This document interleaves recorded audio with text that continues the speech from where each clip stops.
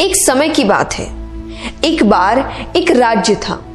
उसके राजा के सभी मित्र राज्यों के साथ बहुत अच्छे व्यवहार थे, यानी वो सभी के अच्छे दोस्त थे। सभी के यहाँ आना जाना लगातार लगा रहता था। इसीलिए सभी राज्य उनके लिए आए दिन कुछ ना कुछ भेजते रहते थे। कभी जेवर हो, कभी खाने को कुछ हो, कभी वस्त्र हो, कुछ ना कुछ गिफ्ट्स हमेशा देते रहते थे। एक दिन उनके दरबार में एक विदेशी मेहमान आया और उसने जाते समय राजा की मेहमान नवाजी से खुश होकर राजा को एक पत्थर उपहार दिया, यानी गिफ्ट किया। राजा को वो पत्थर बहुत ही अच्छा लगा। उसने उस पत्थर की भगवान की मूर्ति बनाने का हुक्म दिया अपने मंत्री को। राजा उस मूर्ति को अपने राज मंदिर में लगवाना चाहते थे। राजा की अनुमति पाकर, परमिशन लेकर मंत्री एक कारीगर के पास जाता है। उसको पत्थर देकर कहता है कि इसकी एक अच्छी सी मूर्ति बनवा दो। ये काम 10 दिन के अंदर हो जाना चाहिए। इसके बदले तुमको जो चाहिए वो मिलेगा और साथ ही साथ 100 सोने की मोहरें दी जाएगी। ये सुनकर कारीगर बहुत खुश हो जाता है। उसने अपनी सभी वस्तुओं को लेकर काम शुरू कर दिया। अब वो उस पत्थर को तोड़ने लगा, जिससे वो उसकी अच्छी सी मूर्ति बना सके।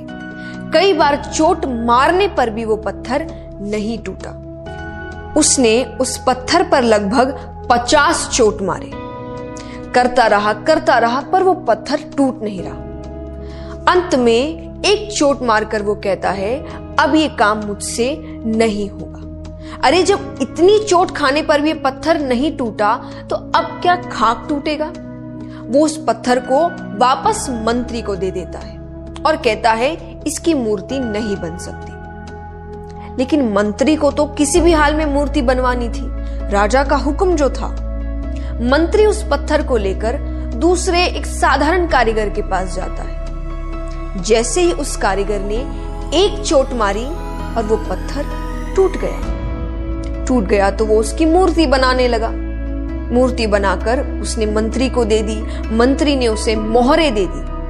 अब वो मंत्री जाते जाते एक ही बात सोच रहा था कि अगर उस पहले वाले कारीगर ने एक अंतिम प्रयास भी किया होता तो ये सोने की मोहरें उसकी होती। ये कहानी हमें क्या सिखाती है कि कई बार हम बहुत मेहनत करते हैं लेकिन फिर भी काम को अधूरा छोड़ देते हैं, ये सोचकर कि अगर अब तक नहीं हुआ तो आगे भी नहीं होगा। ये शायद मेरे लिए है ही नहीं, मेरी किस्मत में ही नहीं है, मुझसे होगा ही नहीं। पर असलियत में आपको बस एक बार और करने की जरूरत है, थोड़ी सी मेहनत और करने की जरूरत है, थोड़ा सा पेशेंस और रखने की जरूरत है। शायद जिस वक्त उस काम को छोड़ रहे हो उसकी अगली ही बार वो काम हो जाए, पर हम उसे छोड़ देते हैं। अपने गोल्स को छोड़ देते हैं, अपने सपनों को छोड़ देते हैं, अपनी जीत को छोड़ देते हैं। आपको पता है, थॉमस एडिसन ने लाइट बल्ब सक्सेसफुली बनाने से पहले 9,999 टाइम्स अनसक्सेसफुल अटेम्प्ट्स करे। बहुत ही बड़ा नंबर है ये।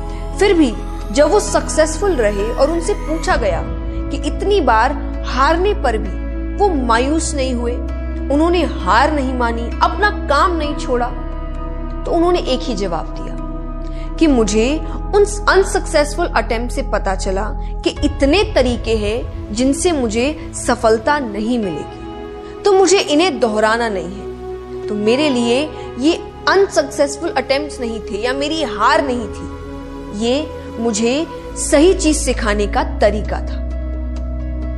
तो ये कहानी भी आपको यही सिखा रही है कि जस्ट बिकॉज कुछ समय तक आपका काम नहीं हुआ तो इसका मतलब ये नहीं कि आप रुक जाए या हार मान ले, क्योंकि मेहनत अपना असर जरूर दिखाती है। किसी को जल्दी, किसी को देर से, पर असर दिखाती है। तो हारो मत, बस मेहनत करते रहो, नए नए तरीके ढूंढते रहो जिससे आपका काम हो जाए, जिससे आपको आपके गोल्स मिल जाए, जिससे आप सक्सेसफुल हो जाए। क्योंकि अगर तुम रुक गए तो वो जो सोने की मोहरे हैं वो कोई और ले जाएगा।